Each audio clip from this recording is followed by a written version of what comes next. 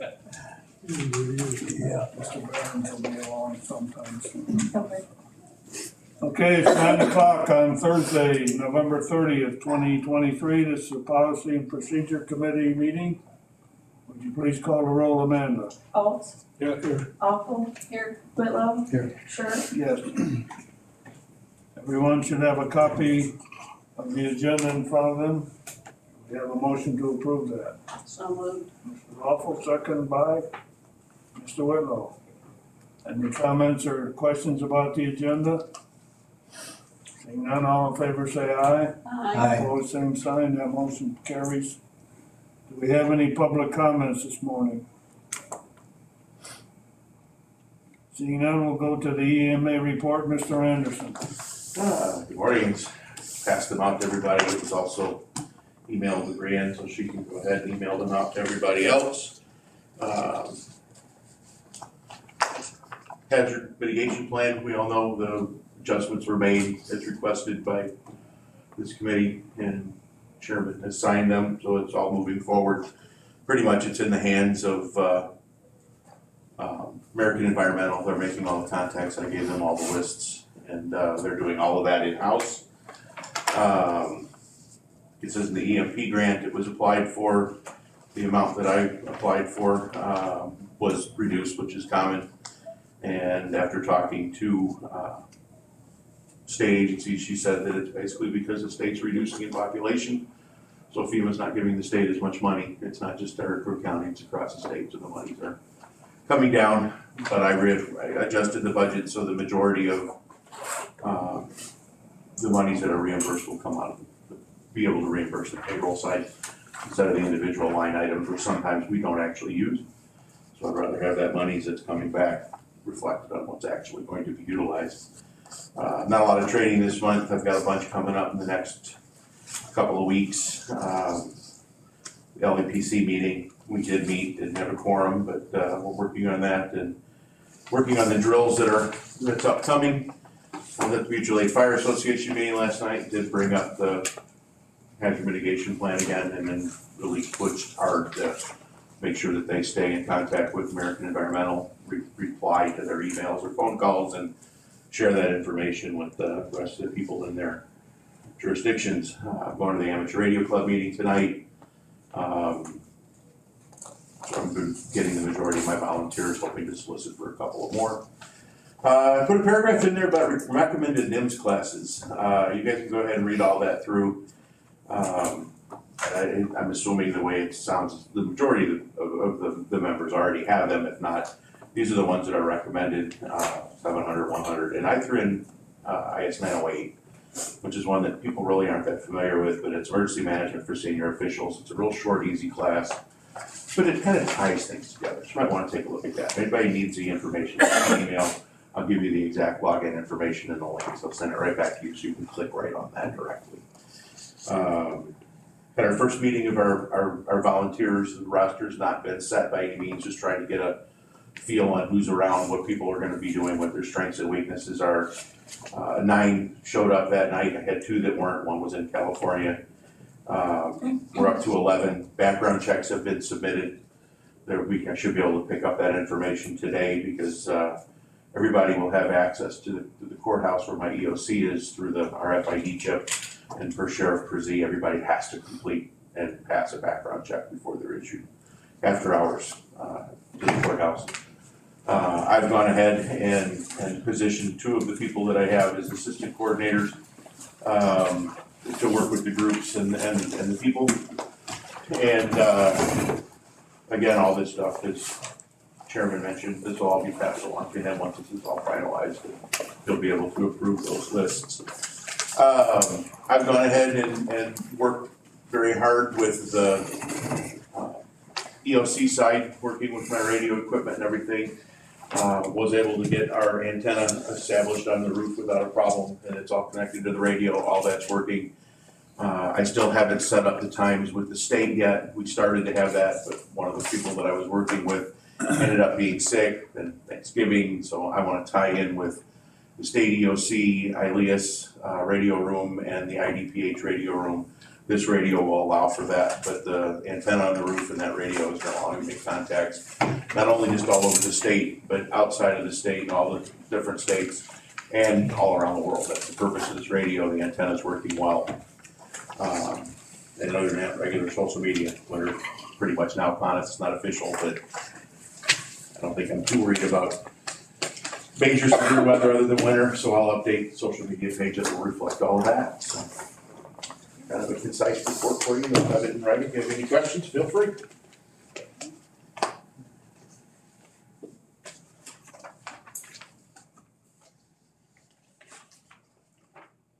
You're talking about on the social media, talking about posting information about cold weather and so forth. Is that gonna be on the Facebook page? Yeah, it's always, social media will always be Is there Facebook. any reason it can't go on the county website as well? It very easily can. I'd have to submit it. I have no direct access. Somebody else has to post to the face or to the website. I don't have direct access to that.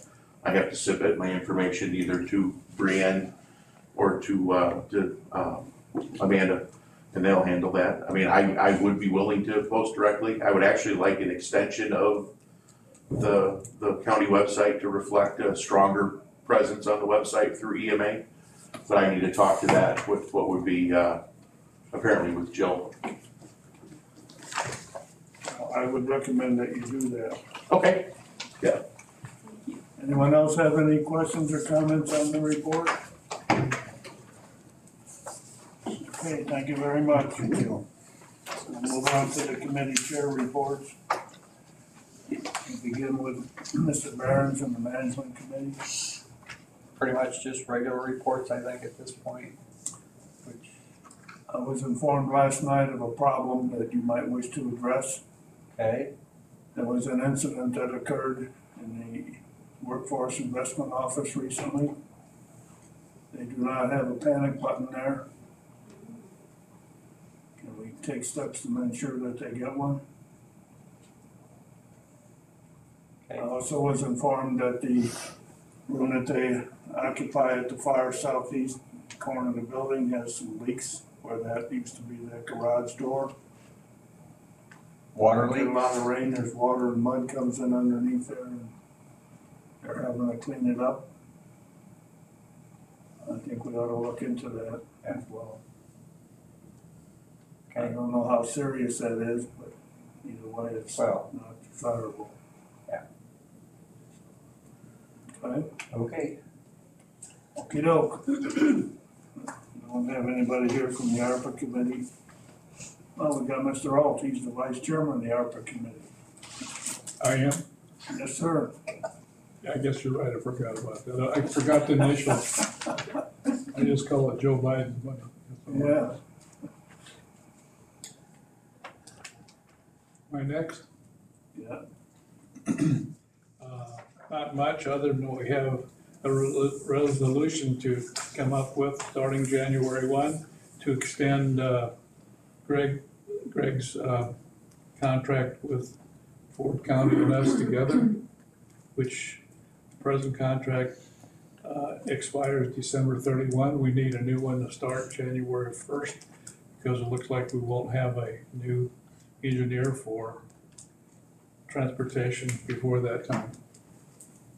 But we are conducting an interview on, We have an interview, but that doesn't mean we have one. no, I understand, I'm just, Matter of fact, I made my point before, and others agree with me on the committee, John, that we need to at least try our very best to have at least a second or maybe even more applications to review and interview. okay. Very good. We'll go to Mrs. Awful and the Health Committee. We're gonna have our regular reports. Okay. And what about the Tax and Zoning Committee? The president isn't here and the chairman's here. Right. You're gonna discuss tax and zoning, right? Yeah. Oh, well, we're gonna discuss that, yeah. Hope you're gonna talk about the levy. Yes, we will talk about the levy. Good. So if we don't get that done, we're in dire straits. We will discuss it, yes. Okay. Mr. Whitlow, judicial? The usual reports and, talk about the cooler a little bit, get status, we're finally making progress with the cooler that we were talking about for so long. And, also the new radio system for Sheriff's Department, Starcom, it's, gonna cost quite a few bucks as we discussed in a meeting. We also made a commitment to try and tighten our belts up, judicial on anything that we need to get, but we have to be real careful of things that, we probably could do without. That's part of the tightening the belt up, which we gotta do to get the system. It's expensive, but something that was necessary. And, I think it's up to me as the chairman and to work with John and others to make sure we do tighten our belts. Okay. That's actually what I was gonna lead into with my comments. At the last county board meeting, I made numerous comments about the need for people learning or evaluating their shopping habits to shop local within this county and what it means. Since that time, there's been several people that have commented to me about that in a positive way, that they heard those comments on the radio and so forth, so I think that's a good thing. But at the same time, and I saw this last night at the IDA meeting, I still think there's a lot of people that don't fully understand the impact of that. I don't think they fully understand what it means for this county in terms of revenue, what it means for this county in terms of jobs, and the overall economic health of this county. And how when you go and spend your money someplace else, you're bankrolling that someplace else. And that's a fact. So this is something that I think we should make a focal point of our operations. I think all of us should be trying to broadcast this message far and wide throughout the county. I know there's a lot of places in the county where it may be more inconvenient or difficult than others to do that. By the same token, I think it's something everybody needs to understand and have in mind. And I think as you travel around this county, you see examples in a lot of places of some of the impact on this. For example, down in Cissna Park, the grocery store is closed. That's got have a big impact on that community. I think they need a grocery store down there. I think that's one of the things that helps those people to shop local, because then there's other things in that community that they'll take advantage of as well. So these are the kinds of examples of things that I think we need to be cognizant about and focus on. So, Barb? I think the online shopping's hurting a lot. Well, it is, and I was just gonna come to that, because recently I had occasion to purchase a couple things online, and lo and behold, I thought, I'm gonna see how much sales tax are they charging. And you'd be surprised, when you buy something online, take the time to look and see. I had one outfit wanted to charge 5.25%. Most of the rest are only charging 6.25%. Our sales tax and for the rural areas in this county is 6.5%. And the half is where we get, or the other quarter is where we get our public safety tax money. So it sounds to me like there's a little bit of looseness going on here. That money goes down to the state, and how they in turn send it back here, I'm not entirely aware of and conversant with, but I think it's something that we need to look into, because again, I think there's a lot of money there that may not be reaching the intended destination or where it's supposed to be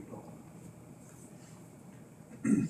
You said, I do think some of that money that you pay online, some of that tax money does come to Illinois, because your address is Illinois. I could be wrong on that. No, you're right. But who says it comes down to Cissna Park?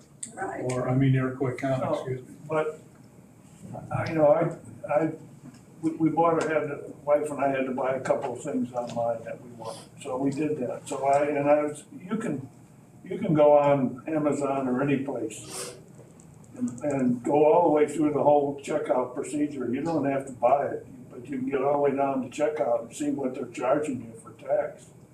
And you can simply, by mathematics, find out that maybe it's 6.25%, maybe it's 5.25%. Seldom is it 6.5%. Seldom is it what? 6.5%. 6.5% is what it's supposed to be for every place in this county except Watsika. Watsika is 7.25%.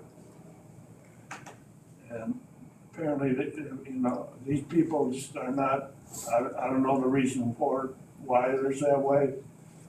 But I think it's something that we definitely need to look into. And for no other reason than to make sure that it's being done correctly. Does Watsika have to be 7.5 7.25%. or 7.25? Does it have to be that? Is it higher than the rest of the county? Watsika passed those ordinance or whatever like we did for the additional sales tax revenue, yes.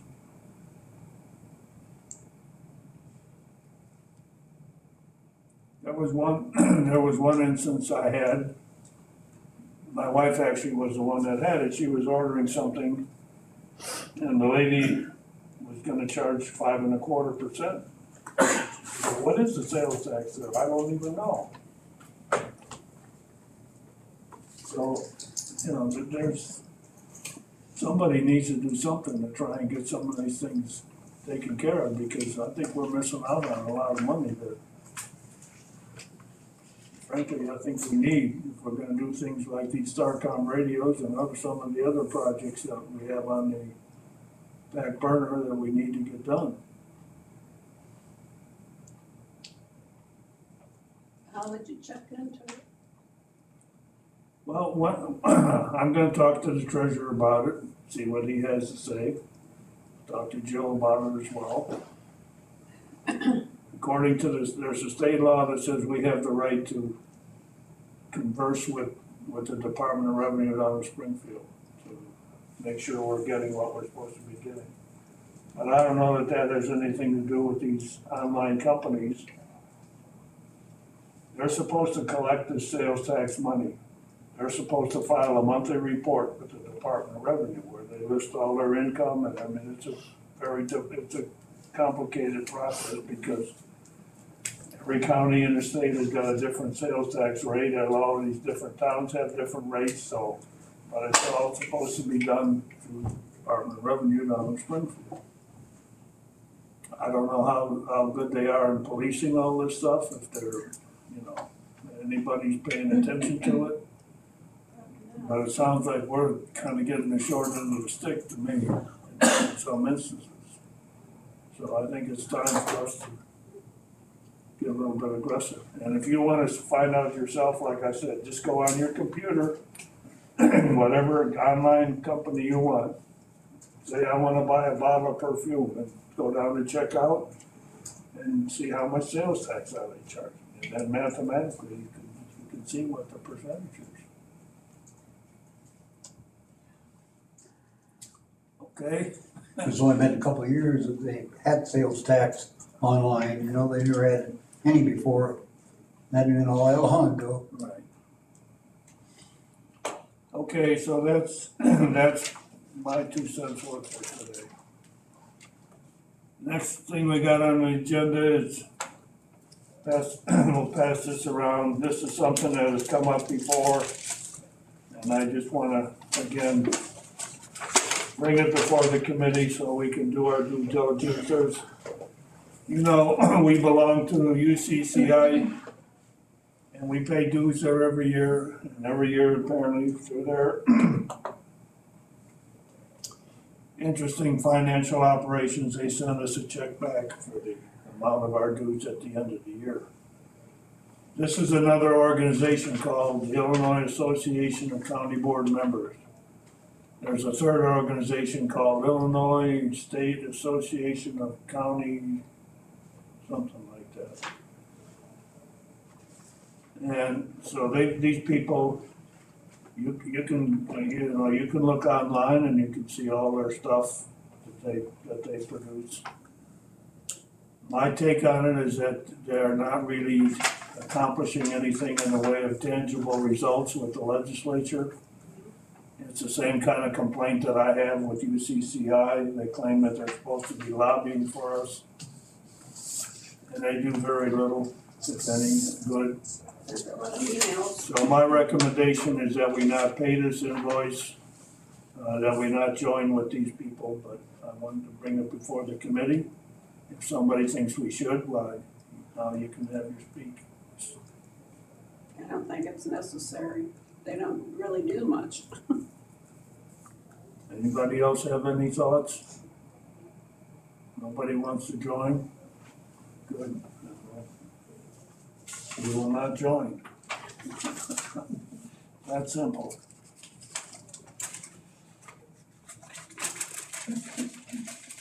That brings us to the discussion that we're having about the county code book. We've got on the computer over there where we're at. If our records are correct, we ended off on section 6, page 21. At the top, section 6-229, leash or other control methods. Saying that it's unlawful for anybody to knowingly or recklessly permit any dangerous dog to leave the premises of the owner when it's not under control by a leash or other recognized control method. I think that's probably okay. I'm gonna go through these things. If anybody has any comments, make any changes or whatever, please interrupt me so we can try and get going with this. This is starting to take a little bit longer than I thought it would, so. Section 230 is appeal. The owner of a dog found to be dangerous may file a complaint against the administrator in the circuit court within 35 days of receipt of notification and determination for a de novo hearing. I don't know what that is, but it must be something good. The determination. So it goes on to talk about how that's done. I think that's something that entails a action in the court. It says the final order of the circuit court may be appealed all the way up to the Illinois Supreme Court, I guess. So I don't know why somebody's going to do that, but if that's what you can do, I guess that's fine. Section B says the owner of a dog found to be a dangerous dog by the director of the State Department of Agriculture may, within 14 days of receipt of that determination, request an administrative hearing. That again follows the same rules similar to Section A, so I believe that's okay.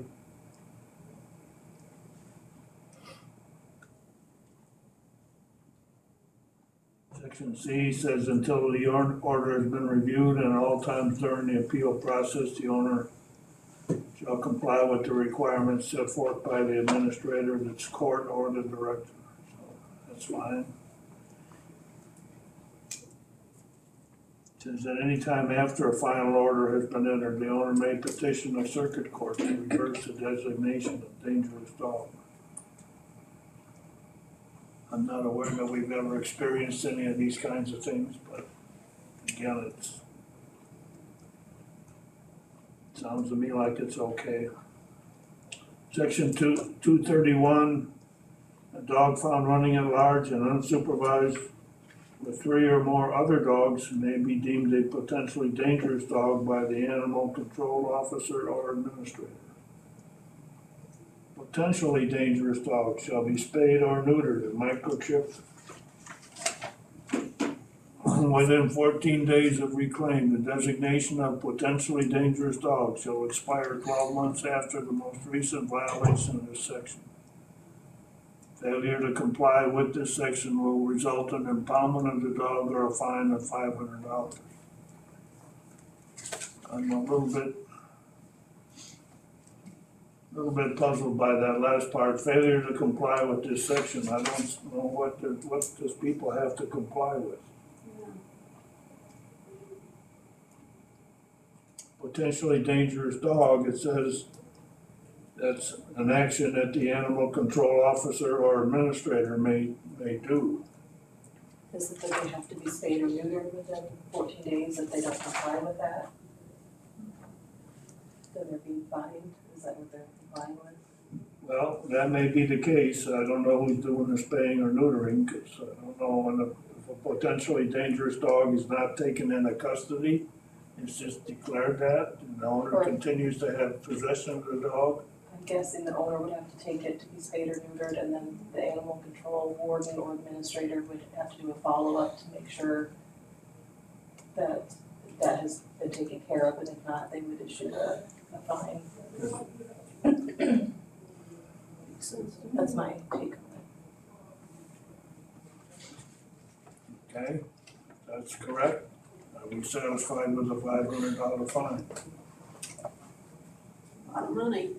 We raised the fines on some of these other violations at our last meeting. We think $500 is sufficient there. Yeah. I think $500 is more than the cost of spaying and neutering, so that's the incentive. It's cheaper to spay or neuter than to have to pay $500. Right. Somebody wanting to breed a dog isn't gonna want to do spay or neuter. Well, do you want to breed a dangerous? That's where you can make it into somehow unintentionally a dog is out running loose and is determined to be potentially dangerous, and now it says it has to get spayed or neutered. That's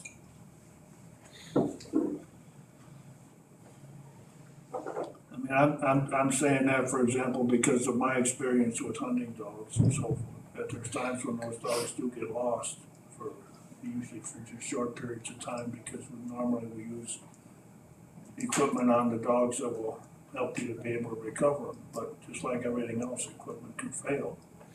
But most of those, like dogs you're talking about, they're not dangerous, otherwise you wouldn't be able to use them. No, but they could be running loose with some other dogs. It doesn't say that they have to have done anything, it just says they're running loose with 3 or more dogs.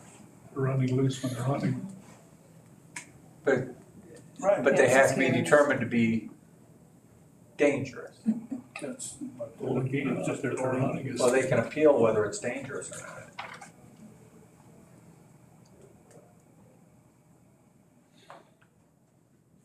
This is a potentially dangerous dog. Right, but they can This still, is different than a dangerous dog.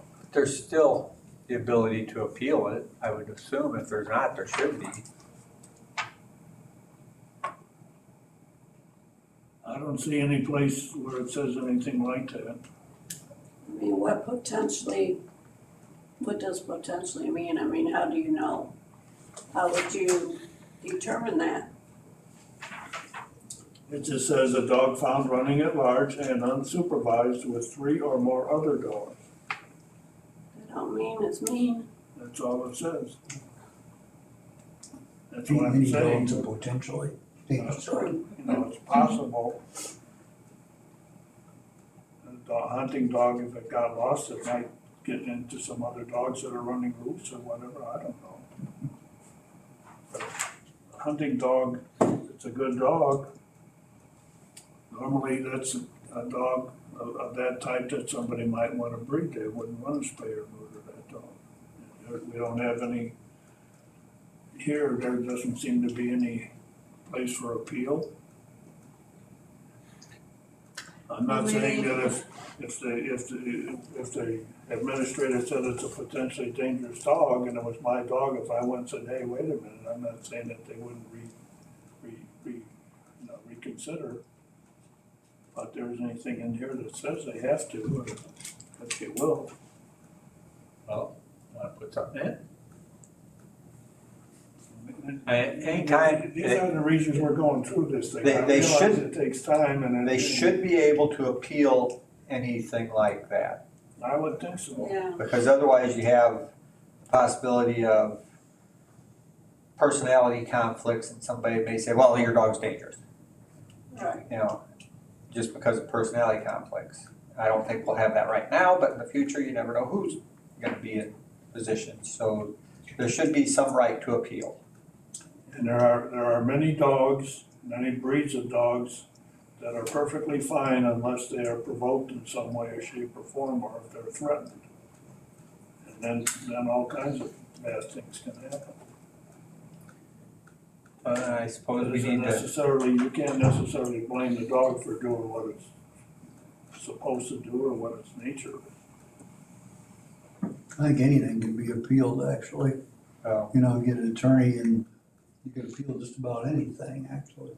I mean, take your dog, Judd. If you provoke that dog enough, it's gonna respond back. Oh, yeah.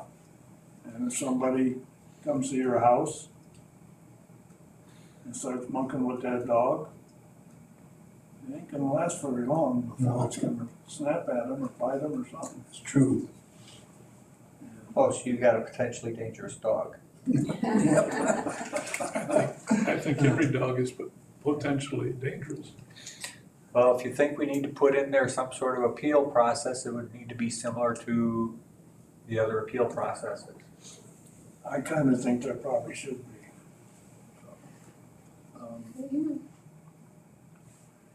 Maybe a second on the next slide, move it ahead.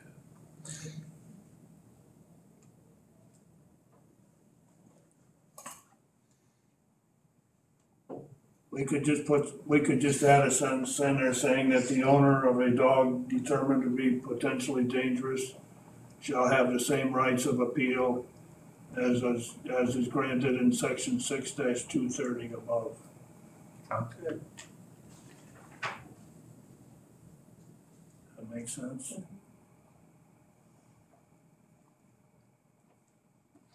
Okay. I don't know at the moment I have anything else on that one, so. Section 6-232 says filing a complaint. Talks about any citizen, and the animal control administrator, state's attorney, or any citizen of the county in which a dangerous dog or other animal exists may file a complaint in the name of the people of the state to enjoin all persons from maintaining or permitting such, to abate the same and enjoin the owner of such dog or other animal from permitting same to leave his premises not under control and so forth. I think this is consistent with state law and regulations, so there's probably nothing that we need to change there.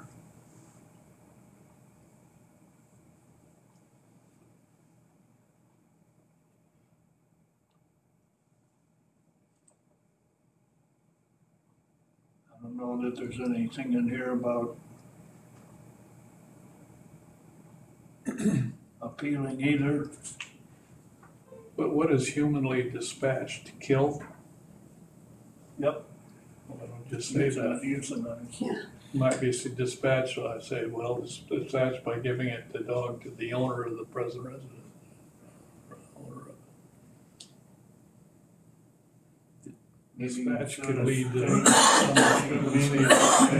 Should change that to say euthanized. Would you rather do that? It looks like there's a bunch of ordinances that are referenced, so it probably is a technical term that they use.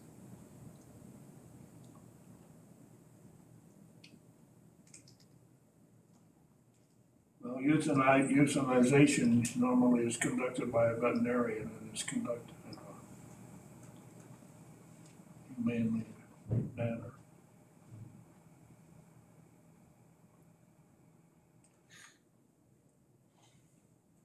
I think it's fine the way it is. The only thing I see in here is that there, I don't see anything, unless I missed it going through this real quickly, I don't see that there's any place in here for the owner of a dog to appeal or whatever, but it just says upon the filing of a complaint in the circuit court, the court, if satisfied that the nuisance may exist, shall grant a preliminary injunction with bond in such amount as the court may determine. So it sounds like that's a process where there would be something, I don't know if you'd call it a trial, but a hearing that the owner probably would, there would be evidence presented and so forth. So. Going on to Article 6, dog registration. The owner of a dog which is 4 months or more of age shall cause his dog to be registered and shall pay an annual fee which is on file on the county clerk, the recorder's office for each dog, county animal control office, county administrative center. I believe that's okay the way it is. Next one is the fees, which says by authority of 510 Iowa says 5/7 county establishes a fee for animal control fund. And I think that's okay as well. Those fees are on file. We're not concerned with changing them right at this juncture. Going on to the next page, every owner of a dog 4 months of age or more shall cause a current valid rabies inoculation tag to be attached to a collar or harness worn by the dog to which such tag was issued at all times. I guess that's fine the way it is.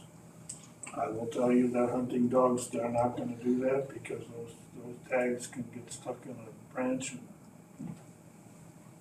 cause harm to the dog very easily when they're running through heavy brush. So I've never seen a hunting dog with a rabies tag on it. It's never been a problem or an issue any place I've been, so. But I think for the purposes of this, I think it's probably fine the way it is. Next one, any dog found running at large contrary to provisions of this chapter shall be apprehended and impounded. For this purpose, the administrator shall utilize any existing or available public pound or shelter. Seems lately we're getting some more of this where people are coming from outside the county and putting the door in their car and letting their animals out and away they go.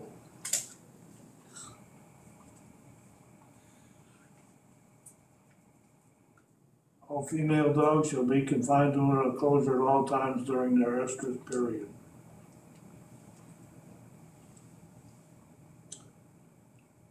That again is something with hunting dogs. Normally, in a competition like I was involved in, there were female dogs there that were in that condition. And they would be run separately, usually at the end of the event, so that none of the male dogs were affected by any of that. Sometimes they'd have to run by themselves, sometimes there'd be another female that they could be braced with. Again, those are special circumstances, so. There aren't any of those competitions in this county. There are some in Vermilion County though. Next one is killing of certain dangerous dogs. Any owner seeing his sheep, goats, cattle, horses, mules, swine, poultry, or rabbits being injured, wounded, or killed by a dog not accompanied by or not under the supervision of its owner may pursue and kill such dog. I think that's okay. To me, it involves the owner having the right to protect his property. It's obviously a pretty serious incident and situation, extreme methods required, but I don't know what else you can do. Do they have to have proof showing that this dog did it? I mean, somebody could be having revenge. If you shoot it when it's on your property, that's pretty much proof It's proof of what? that it was where it shouldn't be. Well, it says here that if you see any of your animals being injured, wounded, or killed. So if you want to say, if you need proof, you have one of your animals that's being injured, or wounded, or killed. Well, even if they're just chasing the animals around, that can, even though they won't show signs, if they continues, it could kill them, just it could cause a heart attack. So, I mean. Well, I guess you're right, and I don't know if, again, circumstances like that. That may not be proof of the dog doing Kind of hard to prove, it. That's what I'm saying. so. That's why they probably don't have anything up there saying that you have to prove it. And Well, the proof would probably be the animal. Wait a minute. If nothing happens to the animal. it, I don't think it has to, it's implied.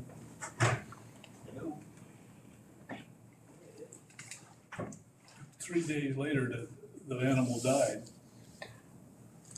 You'd go back and say, well, a dog was chasing it 3 days before. I think it's fine the way it is. Yeah, I tend to agree with you. I think there's, every situation of this type is gonna be different. Circumstances aren't gonna be the same. I mean, there's no way you can have something that's gonna be a cover-all or catch-all, but this seems to me to become pretty close to it.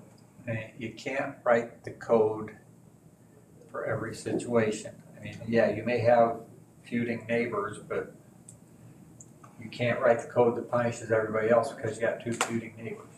You're also saying by having this here is that every owner of a dog has a responsibility to keep his dog under control and not allow that dog to go out and Which is already covered in previous ones, keeping it. so.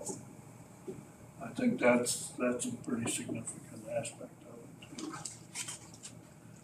Leave it like it is, I think. Okay, let's go on to rabies control. I think that should be pretty simple about inoculation. Every owner of a dog, really was covered over here and whoever it was beforehand about getting rabies shots and so forth when you register the dog.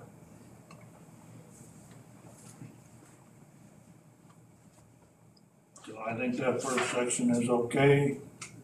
Section B, rabies vaccine shall be sold or distributed only and used by licensed veterinarians. I think that's pretty standard.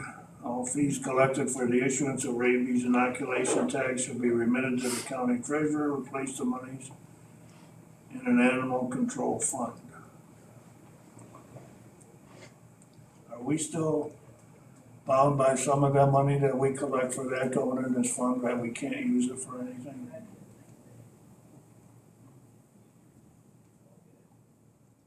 That's something What is it that supposed to be doesn't- used for? Why? Supposed to be used for spaying and neutering the dogs. We were gonna have like a clinic where residents of the county could come in for free or reduced cost. We had done that once or twice before COVID, and then it kind of went away. We did that, we had an arrangement with the U of I before that, when we had this incident years ago at animal control. U of I said, we're not coming anymore. And since that time, there has been some of that done out at eye care, but it's much more limited, and it's not anything that we're involved with as far as the financial end of it is concerned, and I wouldn't want us to be, quite honestly. The reputation of those people out there is not good.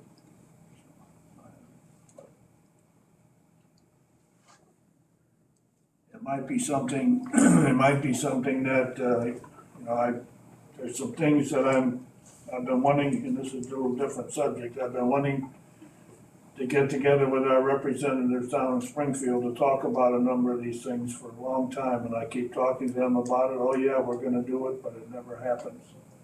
But this is another item that ought to be included in that kind of a conversation. Things that ought to be, we need to have a little more latitude. And it ought to be, shouldn't be too hard for them to get a bill introduced in Springfield to accomplish that.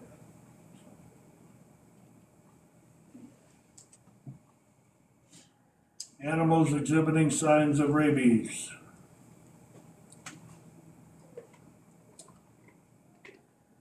I think that's probably okay the way it is. I have serious doubts as to how many owners are actually gonna comply with that, but I don't see how we should put it any other way. That whenever your dog exhibits signs of rabies, you should notify the administrator immediately. The health department needs to know about this as well.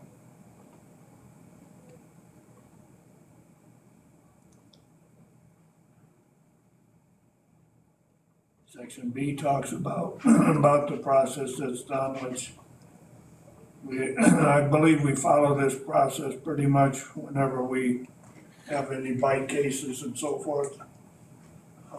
There's been some cases where the dog that was involved was euthanized and the head was sent down to Springfield for evaluation, but there's other cases where the dogs have just been confined for observation. So I think the way that part of it is written is fine as well.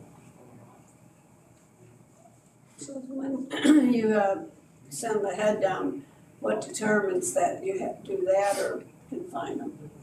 Well, I don't know if I can answer that for you. It might have to do with the severity of the case. It might have to do whether you can find the owner or not. For example, if there's a dog running, say somebody drops a dog off and it runs around in the county for a couple months and then again kind of contracts rabies. There's no owner. What are you gonna do? You could confine the dog for 10 days if you wanted to, or I think that's a decision that the administrator has to make. So, and again, I think the circumstances of the case would largely dictate. I don't know off the top of my head. I mean, you know from the reports that you get all the time about, where they say that dog has been confined or dog's head was sent to Springfield. Well, I don't know how many of each you've experienced. No, not a lot, but there's some. So I imagine the circumstances of each one has been a little bit different. So. Section 6-292, report of a bite. When an administrator receives information that a person has been bitten by a dog or other animal, the administrator's authorized representative shall have such dog or animal confined under the observation license vendor in a period of 10 days. Maybe this is answering part of your question too, Barb.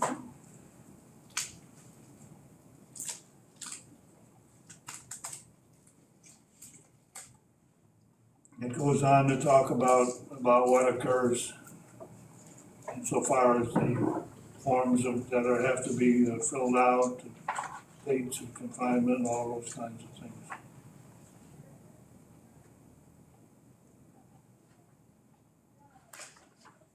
I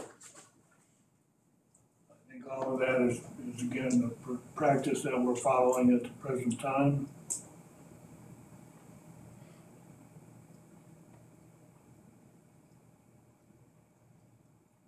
Section B says it is unlawful for any person having knowledge that any person has been bitten by a dog or other animal to refuse to notify the administrator promptly.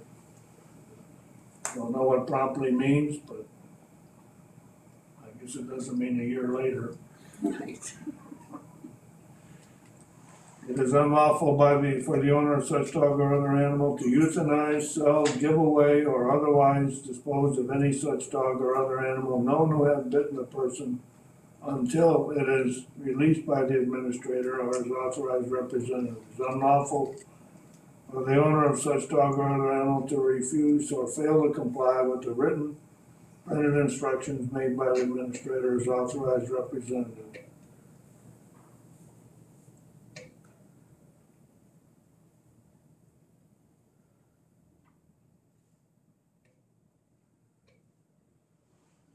Further down in there, it says the owner of a biting animal must also remit for deposit into the Pet Population Control Fund a $25 public safety fine within 30 days after notice. Is that something we're doing? And is that $25 sufficient? I don't know. Do we get that many biting animals? There's usually 3 or 4 every month. It varies. Something we can look into. Would you wanna keep it at 25? 25 is not much of a deterrent. I think it's interesting, and all these add in that handle, handling any dog or other animal under this section. There's other animals that have rabies besides dogs. Yep, maybe you have a pet skunk. Or a squirrel. We had a rabid steer one time. Broke out, it went through several fences, wound up in a neighbor's cornfield. And it was lucky enough it figured out how to get in to get water at the neighbor's water tank and back in the fields.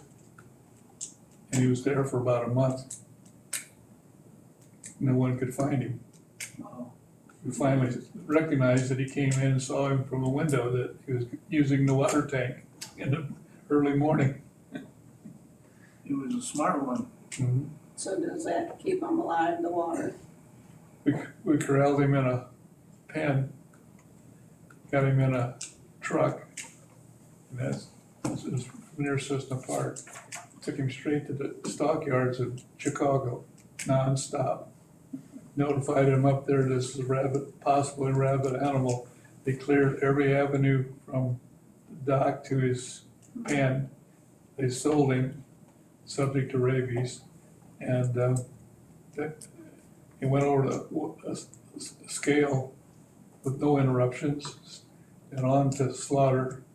We got a report back that they could tell it had rabies because they cut his skull open, found the things that cause rabies in its skull. We still got a little check for it. But it was a dangerous animal, isn't it? Yeah. It's a crazy, who would have thought an animal like that could have rabies, but they can. Something bit it. But it's more prevalent in skunks and something smaller. How do they get them? I don't know all of the ways that they can get it, but yeah, it's certainly a concern. Any animal is. I guess that's animal, even a human can get it. Right, exactly, so. Yeah. I guess, the question here right now though is this $25 fine, if that's something that we're doing or. You don't have Do we wanna do it? Should we be doing it? Should it be more money? You might get it. I think we should be doing it in more money. I'm sorry, At least 50, I would get back say. to this.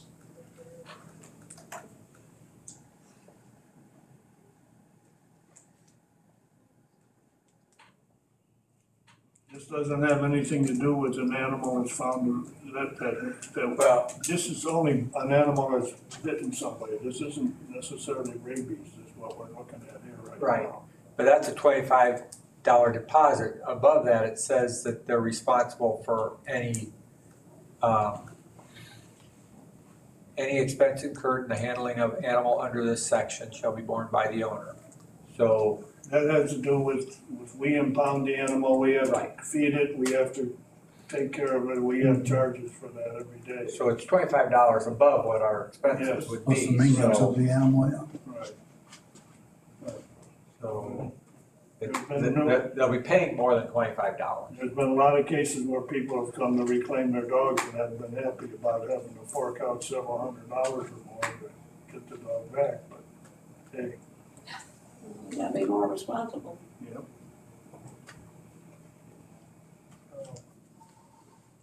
It's part of being accountable and everything associated with it, so. I guess the question that we probably wanna look into though is this $25 fine to find out if we're doing that. If we're not, why not? In other words, do we wanna discontinue that? Do we wanna reinstigate it? Do we wanna raise the amount of the fine? I think that's all questions that we probably need to try and get some answers for. $25 isn't very much, maybe that should be good. I don't know whether you wanna talk about that at the Health Committee next week, or if you wanna. The fine is for bit biting. Those, 25 months. Says the owner of a biting animal must also remit for deposit into the pet population control What do you mean? fund They give me $25 public safety fine within 30 days after notice. So we have to send them an invoice or a bill or a notice of some kind. Yeah, we could put that on the agenda. How prevalent is rabies today? Prevalent? Yeah. I mean, I was talking about something that happened like 60 years ago. Well, no, I don't know, I guess Eric Stacy was here, he's not, so he probably could answer the question a lot better than I would from the standpoint of the health department, knowledge of these things, but. This is looking like $25 isn't very much for now. But this doesn't have anything to do with rabies. If my dog bit you, and even though he doesn't have rabies, I'm still supposed to put $25 into this fund. That's what this is saying. Oh, I see. If your steer bites me, you're supposed to pay $25 into the fund. Or if you I want to witness that because I could probably put that on, and get a film of that while he did it. I'd probably have something I could sell across the world, make money on more than $25. If you come by one of my horses, he might bite you, I'll tell you that. You don't have any horses anymore. So that's- Barb's gonna talk about it in health, right? Yeah, So, let's move on. I thought you sold all your horses. The next section gets back to rabies. It says prevention of spread of rabies. Whenever a case of rabies has occurred in a locality where the proper officials of government unit are apprehensive of the spread of rabies, the department shall act to prevent its spread among dogs and other animals. Department may order that all dogs or other animals in the locality be kept confined within an enclosure, kept muzzled by leash, other measures, and so forth. My question here is, what is the department? Is that the health department? Is that animal control, or both? Or either one? Do we need clarification? I don't recall seeing, Animal control is what we have out here. it says when the proper officials of a government unit. And then it says the department. Do we need to clarify it? God What the doesn't really proper- say. what is the proper officials of a government? Yeah, who are the proper officials? Is it the animal control? Is it the health department? Yeah, clarify, Yeah, I think so too. find out from health department. I think it would be animal control today. We probably didn't have that in our county years ago. Well, rabies, I think, is probably handled mostly by the health. yeah. Health department. But they cooperate with the They animal probably would control. turn it so- over to animal control if they got it. Sometimes if it, let's say it was a dog, then that dog may be kept confined at our facilities and may be kept at the owner's facilities. But it's kept confined, if it's at the owner's facilities, I guess the animal warden goes and visits it, I don't know if it's every day or how often, to make sure everything is going the way it's supposed to go, whatever have you. Yes, ma'am. If you look in your definitions, department means the county animal control department Oh, at the beginning of the chapter. well, we got that figured out. Okay, moving on.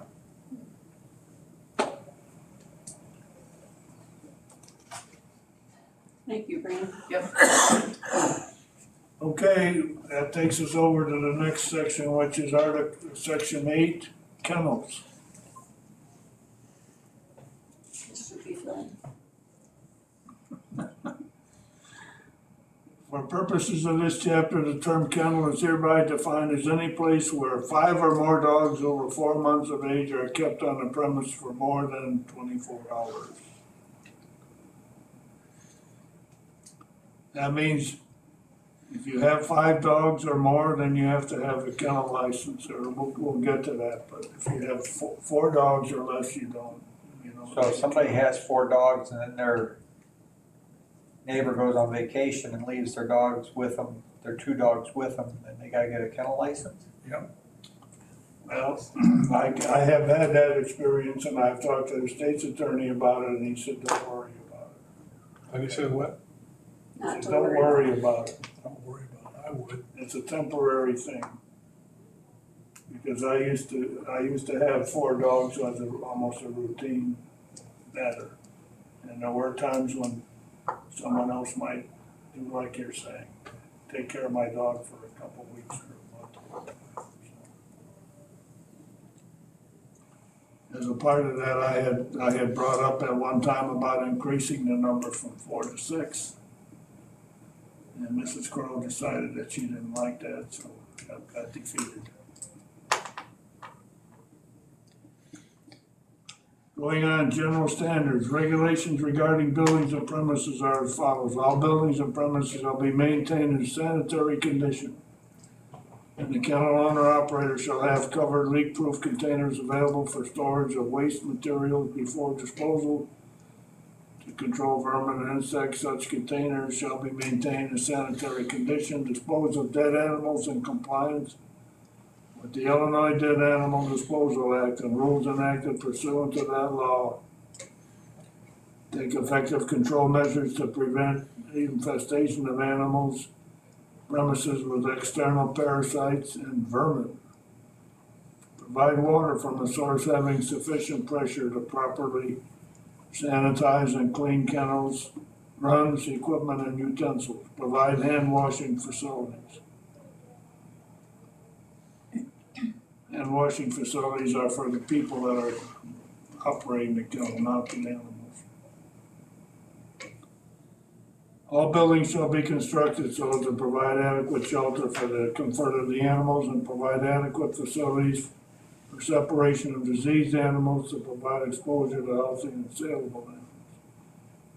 Floors of building, housing, or displaying animals shall be of permanent construction to enable thorough cleaning and sanitizing.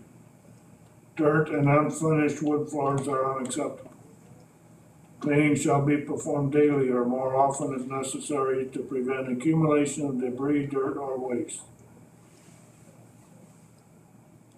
There was concern or conversation about this a few years back. Mr. Bard was involved in this quite a bit. I guess there was a kennel license given to someone and they had, instead of having concrete floor in their runs, they had some kind of stones or whatever you call those patio blocks. Yeah. And they had indicated that they were gonna put concrete in, so we gave them a license on that. So, but we're not saying that here. What we're saying here, that those concrete blocks or those floor panels, they probably would have been okay. And they really aren't, because if you stop and think about it, all the waste and stuff will go down in the cracks in between, and it doesn't get clean. It needs to be a smooth concrete or similar surface. It could be one of these kind of compounds that they have on the market today if you wanted to do that. As long as you can wash it all off without any, any of it remaining, should be okay as far as I'm concerned. But I think we should be a little more specific on that. Yeah. Because it definitely can seepage into the cracks. Right. And that's one reason why it says unfinished wood floors. The only problem with unfinished wood floors is the stuff either gets in the cracks between the boards or even the wood fibers themselves will absorb it. Can we ever check into that to see if that's finished? I don't think she reapplied for a license. The lady didn't do what? I don't think she has a kennel license anymore. I don't think she has dogs anymore. Okay. She had Great Danes with her? Yeah. What town was that? I don't remember. Somewhere in that Yeah. area, Yeah, I don't remember. I remember it very well. Most of and it. the two, yeah. my recommendation would be that we revise this paragraph Yeah. considerably. I'm not sure.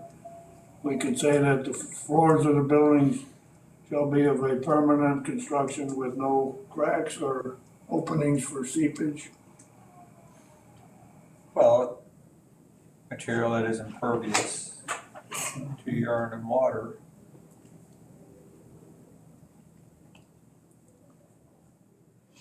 I don't think it has to be concrete, although that makes the most sense to me. It's probably the least expensive and most durable and all that kind of stuff. Easier to clean. But yeah, some of these, like, you see stuff now that they pour on garage floors and so forth. I mean, you could put that on almost anything, I think. Have a certain. Gets back to how is this disease transmitted? How is what? How is it transmitted, What? the disease? No, this is not to do with rabies anymore, this is just kennels. We're just talking kennels now. Okay, but does that have something to do with how it's transmitted? No, How is it? well, I mean, it says something about keeping them, diseased animals separated, but other than that, You have to be bit by something that has it. I guess maybe part of the answer to the question would be, do we have any kennels in the county where the runs are not concrete? Do we know? Do we inspect kennels? We're supposed to. Do we? Yes, sir. That might be something to find out, because if they all have concrete, I personally think maybe that might be something to put in here, that they should be concrete. Like that? If you took and made, say you laid the wood down or something and covered it with linoleum or something like that, that ain't gonna, that's not gonna work. You gotta be non-porous.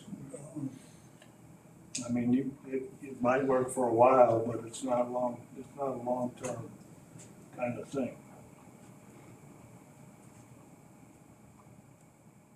So I think we might wanna investigate on that part of it. Do we need to put that on the agenda?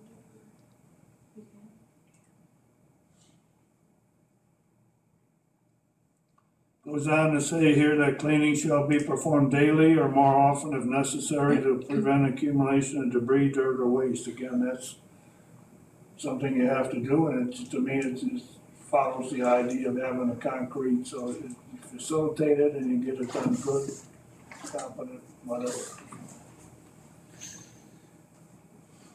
Number 4, cages shall be constructed of materials impervious to urine and water. Well, that goes back to the same thing with having the concrete. Able to withstand damage from gnawing and chewing. Yeah.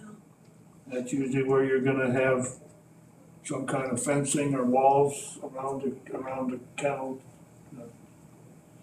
Instead of having some of these plastic materials, I've seen dogs chew right through them.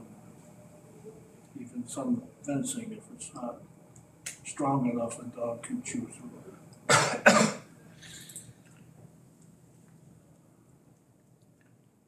Again, it goes on to say the cages must be cleaned and sanitized at least once daily or more often. All empty cages shall be kept clean at all times.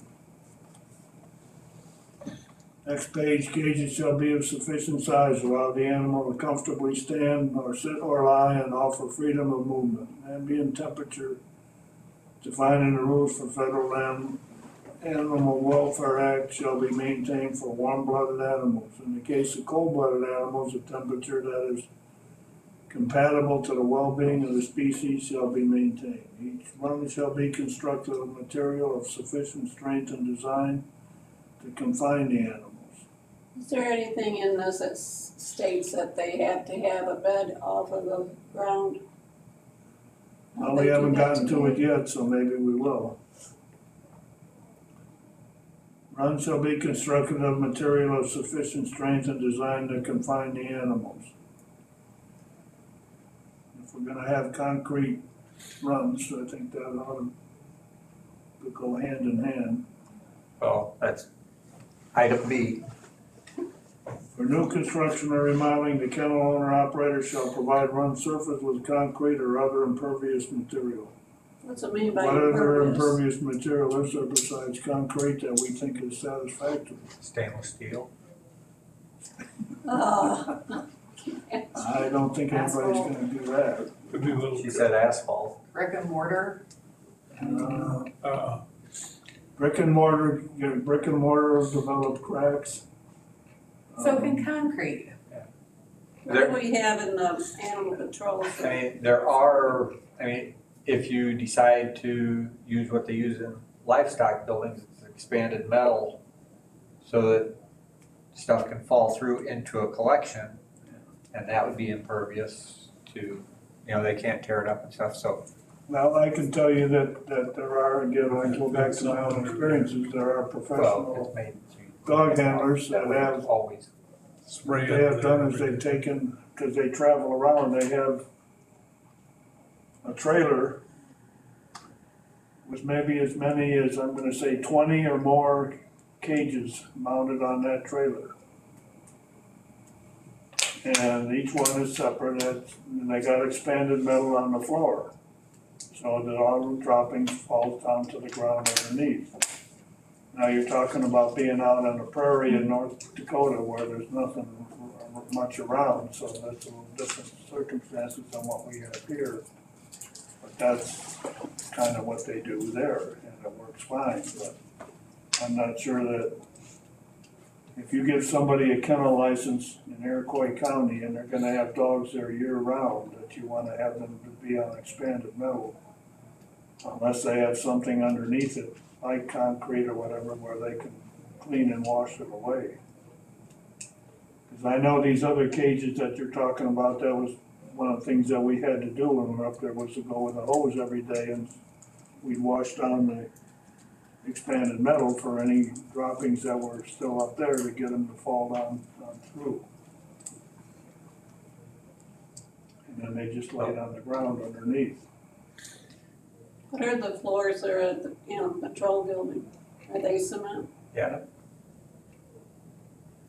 And impervious material, I would think, should cover it, because yes, the other stuff can develop I'm cracks. just saying, so what can concrete. what is there besides Well, concrete? asphalt. You can, who It's knows? pretty hot. They may come up with something next year that's a fantastic way to do it. Fine, and we can notify our thing, but we gotta. don't wanna do this every year. Today. Come on. This I think we covers, ought to just put this covers concrete good. I just would prefer, yeah.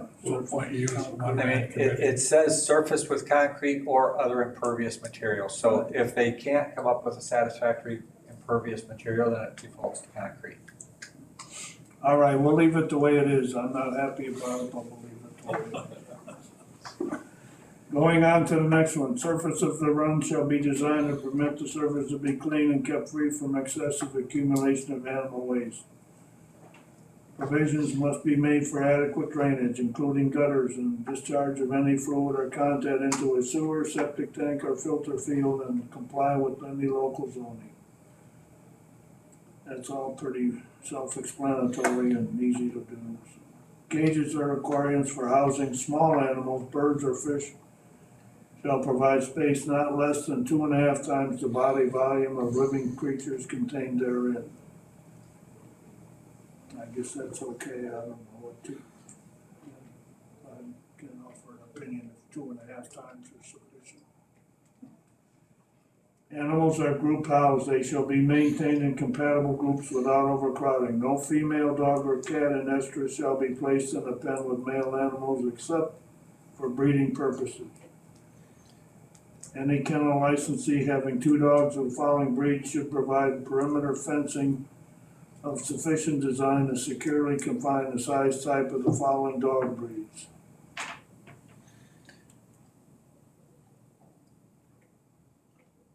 I don't know why you want to limit it to those breeds.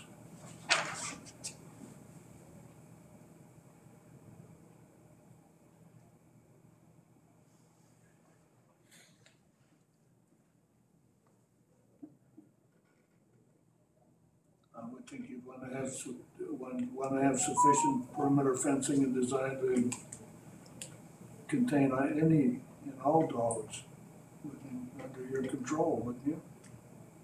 Why would you just want these? No idea.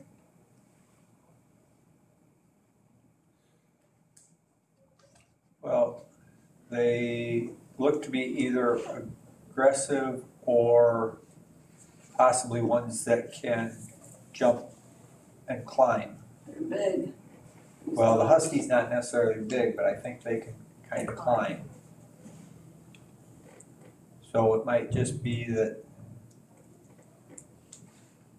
they want to make sure that you have a perimeter fence that they would stay in.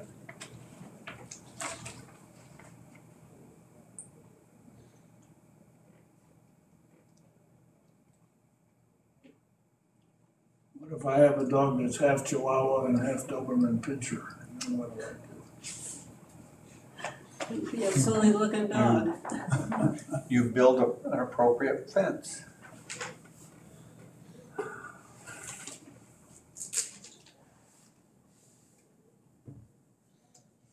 Now, can we get back to my question since I don't see it here? What was that? Where they aren't laying on the cement, but they're on this raised bed that I've seen in these kennels.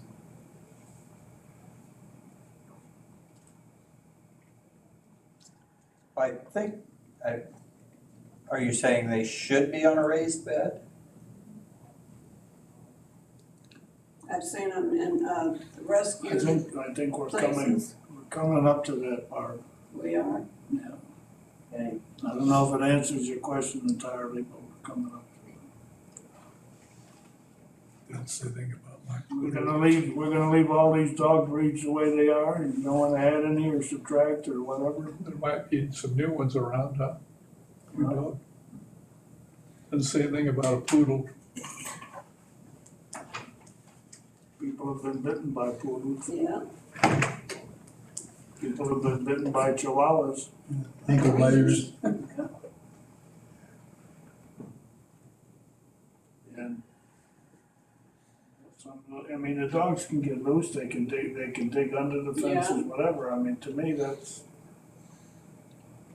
I just think if you have a kennel, you should have some kind of a fence around the whole thing. For any breed, any breed. right. If that's the case, then all those breeds should be taken off, and it should say every breed or all breeds of dogs. I can go along with that. That could be challenged, Oh, yeah. the way it is. What if it's a mixed breed? Could say it. So,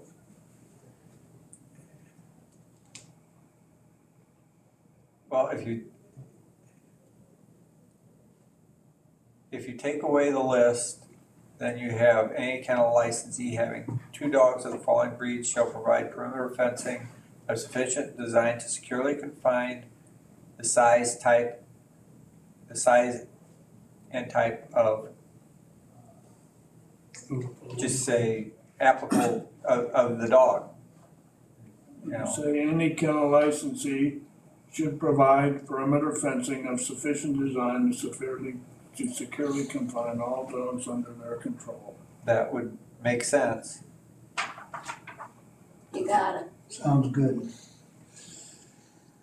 Go on here to property information. Regulations pertaining to property information are as follows. Legal description or property identification number. Site plan showing kennel distance in relation to property boundaries, other buildings, wells, septic systems, minimum land use 2 acres. Setback distances, minimum 600 feet from residentially zoned lot line. General care of animals, this is what Barb wants to know. Regulations regarding the general care of animals are as follows. All persons or establishments granted conditional use permits shall comply with all sections of Humane Care for Animals Act. Doesn't say what that is, but if that's a bed, that's what it is. Sufficient clean water and fresh food shall be offered to each animal daily, prescribed in the rules for Federal Animal Welfare Act. In the case of young animals, they shall be fed more than once daily. Reptiles, fish, and amphibians shall be fed and cared for in accordance with their eating patterns, environmental conditions compatible with each of the species of the kennel. Owner, operator, or his representative shall be present for general care and maintenance of the animals at least once daily. Adult cats shall be provided with litter pans at all times. The pans shall be cleaned and sanitized at least once daily or more often if necessary. So I don't know, like I said, Barb, if that answers your question or not. I guess you have to look at the Humane Care for Animals Act or the Federal Animal Welfare Act to find out. Humane what? Humane Care for Animals Act, 510 ILCS 70.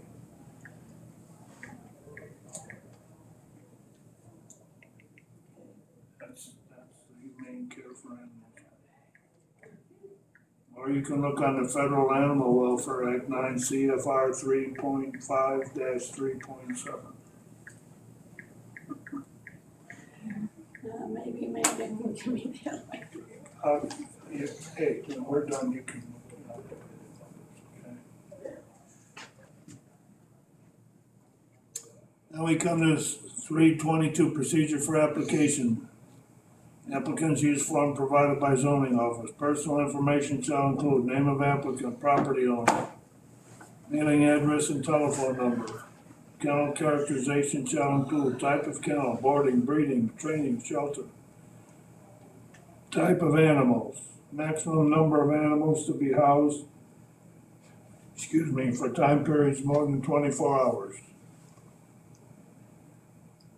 Fees, regulations, fees are as follows. No conditional use permit shall be approved without payment of fees. The amount of fees shall be in accordance with the ordinance pertaining to the approved fee schedule as amended. Approval process. Conditional use permit must be obtained through regular course of administrative review. Administrative review channels are regional planning, zoning board of appeals, planning and zoning committee, and county board. We don't have regional planning anymore, so we probably should take that out. We have zoning board of appeals, we have planning and zoning committee, and we have county board. New application requirements are as follows. Any increase in the number of animals of the kennel shall, which exceed the number stated in any application for conditional use shall be reported to the animal control officer, zoning enforcement officer within 72 hours. Any increase in the number of animals which exceed the number stated in the application requires the kennel owner to apply for a new permit. And the kennel operator required to reapply under this subsection shall only pay the renewal permit fee. Don't know what that is, but I guess it's good. Additional conditions, kennel conditional use. Kennel shall be allowed only in the following zoning districts: A1, A2, RH1, and B1, N1, N2. Is that okay? Kennel owner operator gives implied consent for periodic on-site kennel inspections by the county animal control official, zoning enforcement officer, or building inspector before renewal of conditional use permit. The kennel owner operator has the duty to provide the animal control official or zoning enforcement officer proof of animal registration, neutering, licensing, or vaccination. Kennel owner operator will allow the initial inspection of premise by any member of the planning, zoning committee, building inspector, etc. The kennel operator shall state in the application the number of animals which are the subject of the kennel, and any increase in such animals be reported to the animal control officer or zoning enforcement, and a new application shall be required. That's already stated. Kennel is a conditional use that must be renewed annually by the zoning enforcement officer. The kennel owner operator shall post a surety bond of $75 for each animal over 10 in number to defray the disposal costs of the county if the facility ceases operations. Sounds like a decommissioning plan to me. The term of surety bond should be the same as the term of the conditional use. So it's a yearly thing. The Kennel owner operator shall show proof of premise liability insurance that references the kennel operation as the object of such insurance and a minimum amount of $500,000 per person and $1 million per occurrence. Are those amounts sufficient? Remember, that's what it was 8 years ago.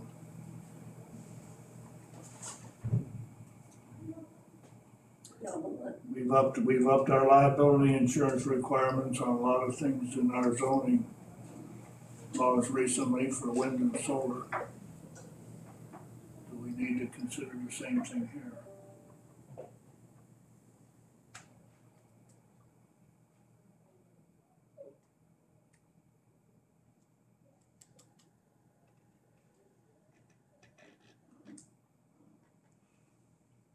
Nobody has any ideas? Say double it or but You want for what now, the bond? Or what were you asking? Every kennel operator shall show proof of premise liability insurance. That's plenty of insurance. Okay. Refusal, suspension, mediation, or revocation of the conditional use permit.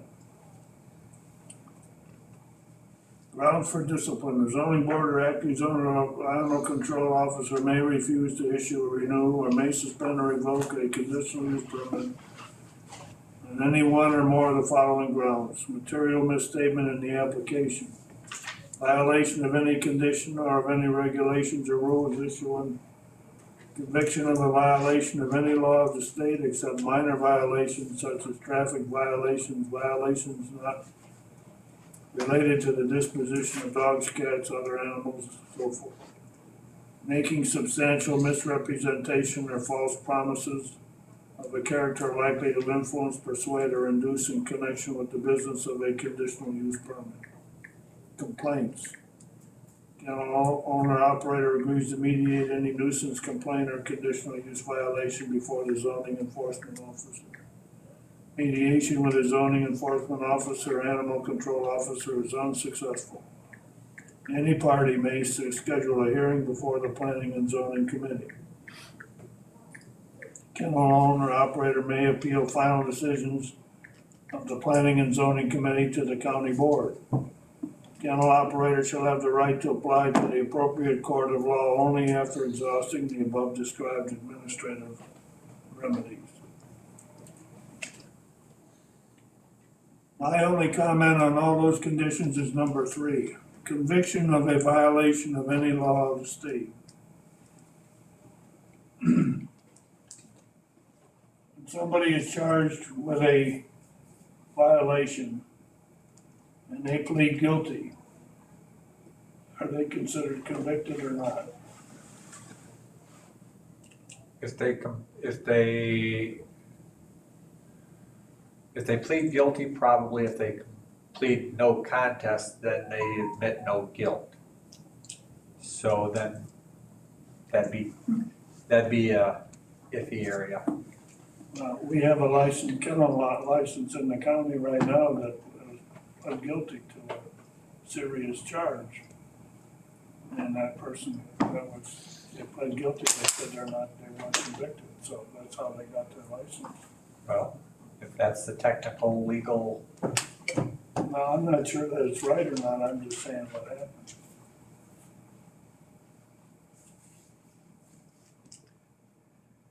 That would be a divine question. I'm not saying that they should be removed, their liquor license removed, whatever, I'm just saying what it says here is just the way we want it to be. And what does it mean? What's happened in the past has happened. What's going to happen in the future is what we're talking about. Well, like Lyle said, maybe talk it over with Devon. I wouldn't know how to answer that. Excuse me.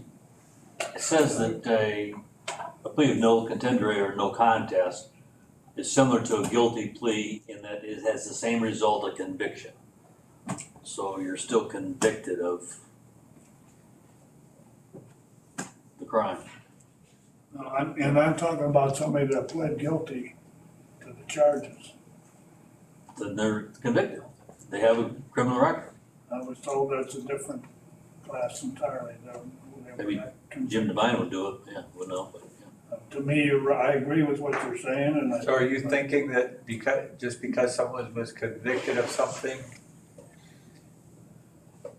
It's on your record if you're convicted. Yeah, Yeah, but this says. Unless it's expunged. Exempt or anything, Right, not that related you- to dogs I or mean- cats. what is it you're wanting? Are you wanting to allow people with certain convictions to be able to do it or not? no, I'm just wanting to make sure that what we have here is what we want it to be and that we understand what it means. And so we can apply it accordingly. Because I know for a fact of an individual that has a kennel license in this county right now, they're very active in this county. And yet that person has been convicted of some serious charges in relation to animals. Well, if they were in relation to animals, then that, related to animals. yeah, because that up there says Yeah, no, not related to Yeah. animals. So if it's related to animals, then that, Just any law of the state. well,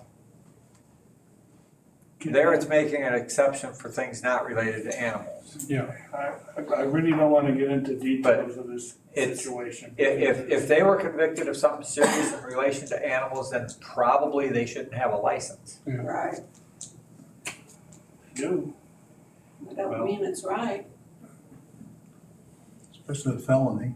Well, I guess you would ask Mr. Devine if this is worded in a way that would exclude that, or if it needs to be changed.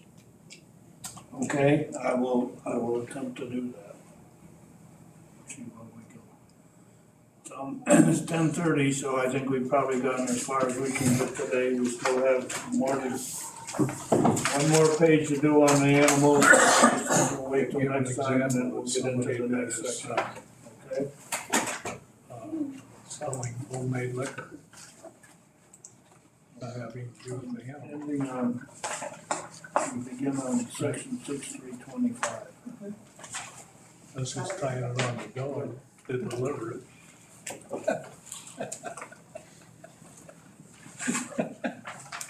Okay, appointments will be made at the county board meeting. It was on the Got some dog, but things the here. dog just happened to be my, Okay, From the way of correspondence. We got some money back, as we usually do, from UCCI for members attending meetings. There's a copy of the check on the back of that you can take a look at.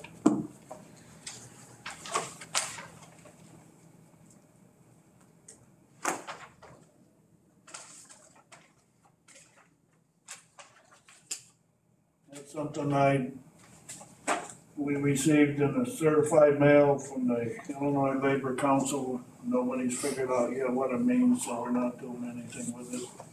But you can look at it for information. There's some stuff from UCI, which always comes a month late. Yeah. I don't understand that.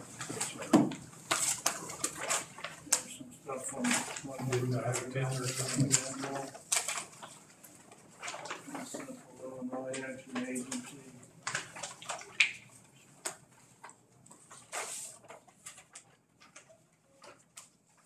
This is a report from Abra.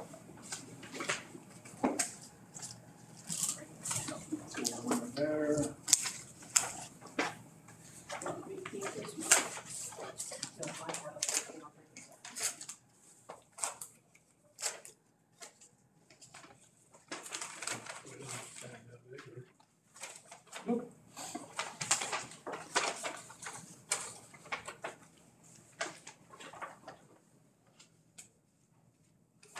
There's a letter from Harbor House about domestic violence.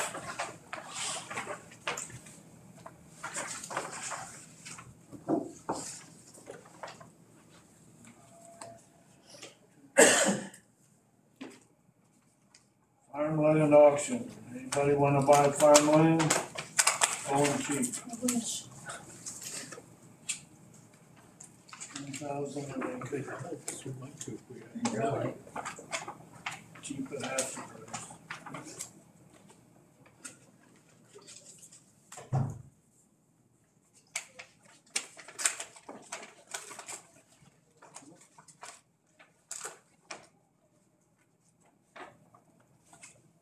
Some more about farms.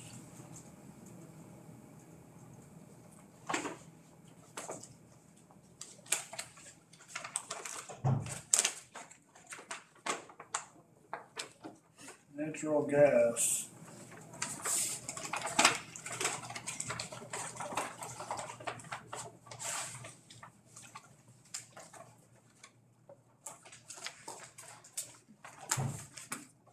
Got enough of it today. Got enough of it today. That glass before it's running, I don't That's need from the that. city of Watsika about the TIF district. Just missing my I need to farm get by that about stuff 50 back. feet. Don't run away with that. At the back end too, where nobody's gonna be there. Comes in from a We slide. don't have any claims today, do we? He wants that back for sure. Good. No claims today. Fifth district, We have any old business to come before the committee this morning? Do we have any new business? That leaves only one item remaining on the agenda. I move to adjourn. All in favor, say aye. I Meeting is adjourned. Get this at home. Thank you to everyone for attending.